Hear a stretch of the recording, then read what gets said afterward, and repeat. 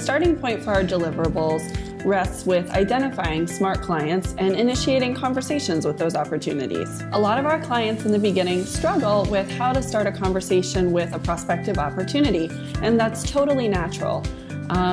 Many times you're actually in the environment where you're mixing and mingling with people you'd like to be doing business with, and you're trying to figure out a way that you can appropriately and intelligently engage with them around a business discussion.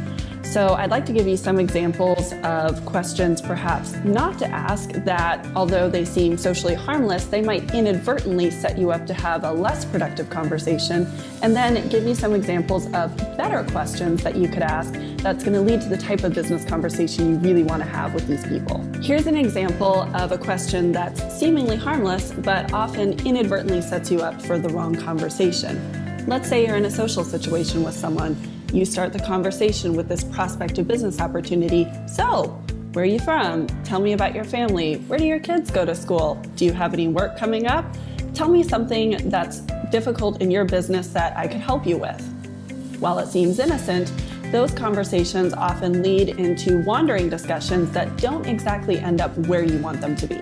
So here's the safeguard to drive meaningful conversation in any situation. No matter what industry that prospective client is in or what level of the business they're in, you can always go back to these 5 key questions and pretty much start the kind of conversation you want to have.